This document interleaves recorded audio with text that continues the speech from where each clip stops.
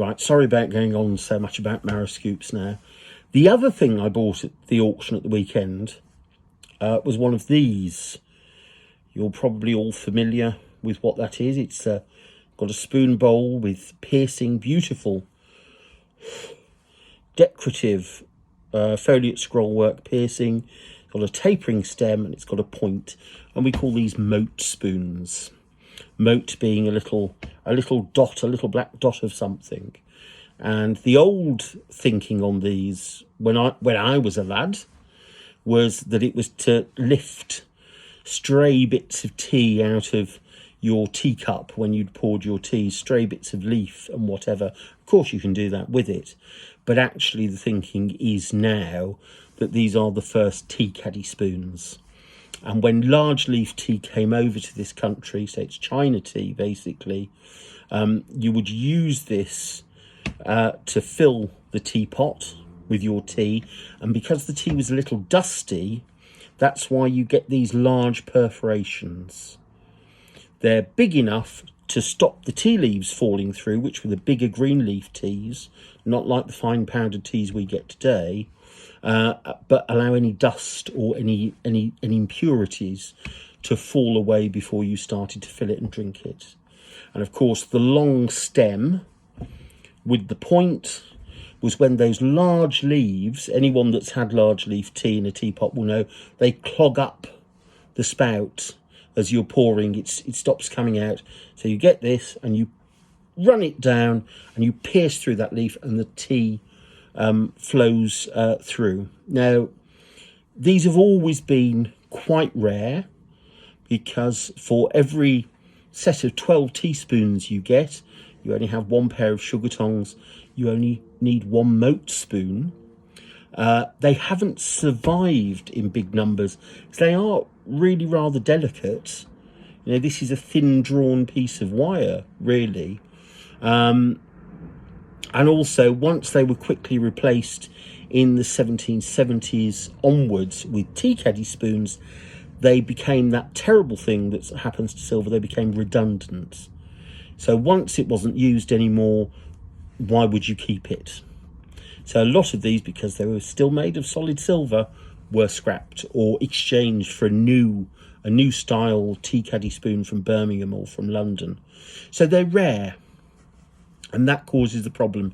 That's why they've always been the faker's friend, because what happens when you've got just a normal teaspoon that 30 years ago was worth a fiver with a slightly worn bowl, and nobody wanted to buy it, but moat spoons at the time were £300 or £400 for a good one. It doesn't take a rocket scientist to work it out, does it? Teaspoons were pierced. Now, that's the first thing. In the early 18th century, London goldsmiths, English goldsmiths broadly, were very good at piercing things. Saw piercing. It's really fine. It's really delicately done. It's all symmetrical. It's beautiful work. Again, we might look at this in close up because it's a bit difficult to focus on. It's lovely work. When these are pierced, it's a little bit sloppy. It's not beyond the realms of fooling you, but it can be a little bit sloppy, a little uneven. The other thing is, a moat spoon has only ever been used for picking up tea leaves and for putting them in a pot. That's it. So you're not stirring and stirring and stirring in a cup with them as you are a teaspoon. So there should be absolutely no wear to the tip of them. Maybe the tiniest little bit if someone stirred the tea with it, but they didn't really do that. So that should all be perfect. The teaspoons that people use will have left or right hand wear on them. They may correct that when they're hammering it out and piercing it, but it will be thinner at the tip, whereas this is lovely and thick and even. The second thing is they are marked, as moat spoons are, towards the bottom of the stem. Lots of moat spoons, I think to do with changes in standard and particularly on the early ones, will have a maker's mark struck twice, even if they're made in London. This one, happily, this is a blooming rare one. I didn't even know when I bought it, because I wasn't at the auction, and the auctioneer hadn't spotted it. They thought the standard mark was the normal standard mark. It's actually the leopard's head erased for Britannia silver. And Britannia standard moat spoons are very rare, with a standard mark, very rare things, very early. And the maker's mark for this is actually William Street, who was apprenticed to Andrew Archer, who himself was a specialist spoon maker and made early moat spoons. And I know from that because Street changed his mark in 1720 and he registered it in 1717. So this is lovely because it's Britannia standard silver. It's marked Britannia standard silver, and it's by a maker, so we can place it between 1717 and 1720. And a bit like the marrow scoops, when you get engraving on these, it will always be here because there's no end to engrave it on. So there's a little initial P, which will have been the owner's surname, I assume. Plus it's got a rat tail. And also, and this is just a side thing, lots of people will tell you that if you get a Britannia moat spoon made before 1720, it will be hole pierced, just drilled holes in the bowl. This is clearly not the case. It's a matter of cost and refinement. This is a scroll pierced example, and I think if you saw that alone without the Britannia mark, you date it 1725, 1730, but this is sort of very early George I. Really rare thing. Also, look at the stem whilst we've got it here. This is circular section. At this earlier period, it's a drawn circular wire going down to a tiny point, tiny, subtle, discrete point. Some of the later ones, some of the fakes, have points on them like the ends of bloody arrows. They're terrible things. They're, you know, you'd use it to spear a fish. Nice, subtle point to it.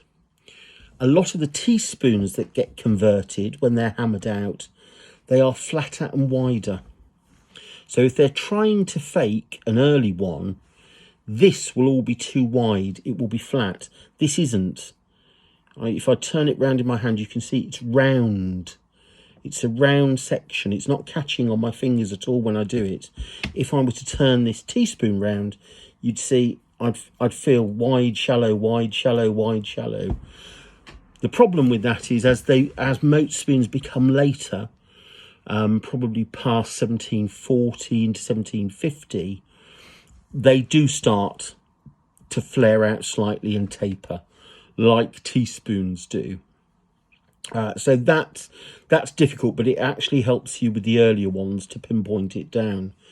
But both marrow scoops and moat spoons have sort of held their value a little bit better. I mean, they're rare things.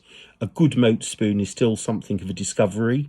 If you find one, a good Britannia standard moat spoon is a momentous discovery. But with both of these things, people have become wary about buying them, which has led to a little bit of softness in the market for collecting them. But actually, if you're armed with knowledge and you know what to look out for, the signs to look out for, wear to the bowl, an incorrect style of stem, too long a point on the end of it, poor quality asymmetrical piercing on moat spoons. On the marrow spoons, as we said, again, wrong shapes to the bowl, wrong gauge of metal at the sides, the marks too spaced apart and encroaching on that curved stem, or solder lines. And actually you can get solder lines on moat spoons too, where they just get, you know, just above the marks, they get tired of the stem and they just lop it off and they just put a bit of drawn wire on. So if you see one of these with solder repairs, particularly past the hallmarks, if it's got a solder repair before the hallmarks, well, maybe someone's got something else and soldered a bowl on, but they do break. Moat spoons do have a tendency to break and damage. But if it's just past where the marks are, but not on the mark, because the mark is the natural weak spot.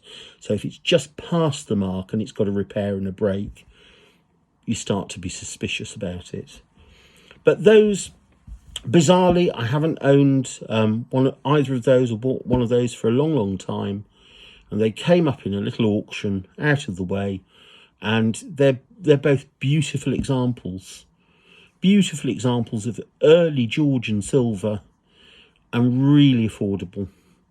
And I think if I were collecting now or starting out, they're never going to get any cheaper than this, and they're just really good value. But the moat spoon is the moat spoon, which, because it is Britannia standard and has a Britannia standard mark, is maybe £300 or £400 rather than the bog standard one, which would be 2 or 3. They're still extremely rare, good value things. So hopefully that illuminated some of you that are thinking of coming into the silver market or collecting silver. It's worthwhile to collect silver, particularly at the moment. It's a very odd time, but it's certainly more accessible than it ever has been.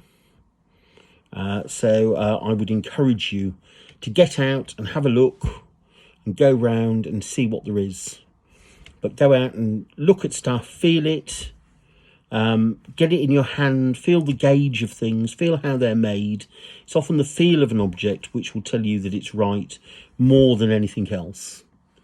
So next week, something else. But until then, goodbye and good antiques hunting.